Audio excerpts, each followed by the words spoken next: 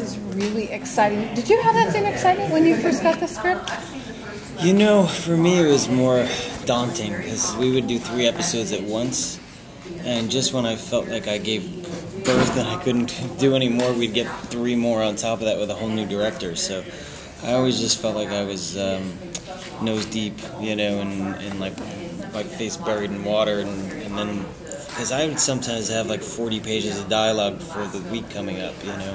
He speaks a lot of paralegal and, you know, legalese, and there's a lot going on. So, and when you're doing 3 episodes at once, you also have to know exactly where you are all the time. So it was a lot of, you know, a lot of work on my days off and after filming. Well, you know, you're kind of on a roll with Twilight Films, Nurse Jackie, and now this. But this guy's really a hero. Can you talk a little bit about the journey to get to where you are right now? For as an actor, or as an actor? As an actor, you know, I wish I had more of a plan. I just kind of, my agents say, "What do you want to do next?" I say something I haven't done before. You know, for me, the fun of acting is just being able to step into other people's shoes, and I feel like if it's a character I've already played, then it's not as exciting to me. And so after doing like Twilight, which was fantasy based, and Nurse Jackie, which was more comedy, I was kind of pining to do something more dramatic, and this felt like something really fun to sink my teeth into. And you know, I remember getting the script and thinking, can I play this role? It's not a role I've played in a while. I don't think I've ever played this type of role. And thankfully I didn't have to audition for it, because I probably wouldn't have gotten the role. You know, I sat down with Peter Horton and he said, you know, I really admire your work and I want you to do this. And I had to convince myself that I could. And then I did, so. For people who don't necessarily know anything about this project yet, can you just introduce it and your character? Yes. It's called American Odyssey. It's pretty much a conspiracy thriller, and it takes place in modern day times. It's a 3-character piece. Anna Friel's character is a soldier whose team gets taken out, and she's on the run. She has a piece of information that the government doesn't want out, or bad apples in the government don't want out. And my character is Peter Decker, who's a lawyer who is doing a big merger for this corporation, and he uncovers this slush fund that is being used to fund Al-Qaeda. And he kind of connects the dots and realizes that this corporation is why, you know, Anna's character is on the run. In the meantime, the whole world thinks she's dead, and I'm kind of hopeful that she might not be, because I know she might have a piece of that information that could support my information. And Jake Robinson plays a political activist, and he has a friend who's a hacker who hacks into Anna's emails and realizes she's still alive. So there's a truth there that everyone's trying to get out, but we're just individuals going up against a lot of money and power and corruption. And whenever you try to speak out against the mass or against, you know, what everybody else is thinking, it can get dangerous. You could be labeled. You could be, you know, my family becomes a threat, is threatened, and so my character goes on, you know, an odyssey of his own, a big journey to try to get that truth out there at all costs.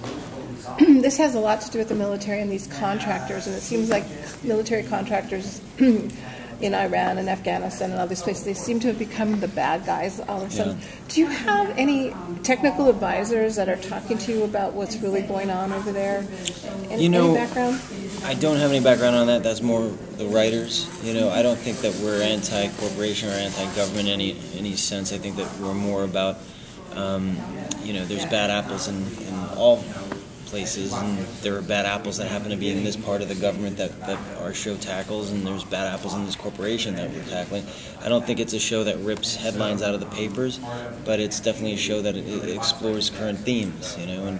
And again, in today's age, we fight for our freedom, but yet it's getting harder and harder to have that freedom with all the, you know, parameters put around it. And how much can you speak out against the government without being labeled, you know, something, or you know, how much can you go against the corporation, you know, who's pretty much buying politics, you know, and it's for me, it was an inspirational show because it really shows that as an individual we can make a difference, and you know, when you put many people together, it becomes a choir, and in this show you have 3 individuals who are really fighting, and it's lonely and it's scary and it's it's hard, and I think my character's tenaciousness is his greatest, character trait, but it's also his greatest character flaw, because he won't stop, and that comes at a great cost to him. But now, do you get torn between your duty to you're a lawyer, and you have a duty to your client. Yeah. But you have a duty to your family. Yeah. And duty to Anna's character as well, when you find out the truth, and a duty to your country. Yeah. Responsibility to your country. I think that's where he's so torn, because I think for the bigger picture, there's something that's affecting the world globally here. A piece of information I have, that's affecting the world globally, and then I have my own life. That if I pursue that, then all of a sudden my life is going to get affected. So, how much do I go against my own job and risk my job? How much do I put my family at stake to get the truth out for the greater good? Is why I think his greatest character trait is tenacity, but also is this flaw, because it becomes at a great cost to, how can I sit there and have my family threatened and my job threatened, and keep going? A lot of people would break and just say, I can't, and he just continues. And I think he starts out by wanting to have, responsibility for his clients, and his client really isn't SOC, it's the people that are, putting the money into that merger. So, his first fight is with SOC, and then he realizes that corporation is this behemoth that's affecting the world globally, and when you have people that have that kind of money and power, they're able to spin it and make you the bad guy really easily. And so, every time I'd read a script, I'd be like, this guy, my character's very ballsy, because, he could end up dead. When you try to speak out, sometimes you go missing. The interesting thing is that he doesn't know who to trust. Yeah. Can you imagine anything in your real life where you wouldn't know who you could trust? No, I think it's very scary, and and there's there was a paranoia that I started to feel in my life too. It's like, who can you trust? It's like, especially when you're trying to get this truth out there, and there's people that you think you can trust, and then they turn out that you can't trust them, and they're friends, and it gets difficult to know. Well, you described it earlier that there were 3 different arcs. Are they eventually going to come together, or do each of you spend the entire series apart to try and come to the same goal? I think most of the series is spent kind of having the storylines kind of intersected, but exploring how each individual is kind of dealing with it. There are some characters that do cross paths eventually. I don't want to spoil it for you guys which ones, but I think it's also exciting to tune in to see, well, who's going to meet up with who this week, and so eventually there are some storylines that start to cross over. In the first few episodes, we see that you are kind of delving into this mystery, maybe going outside the law to get some information. We're not sure yet. Yeah. You have that friend at work. When does your character kind of start to realize that maybe some people he thinks are allies aren't? And then where does it go from there?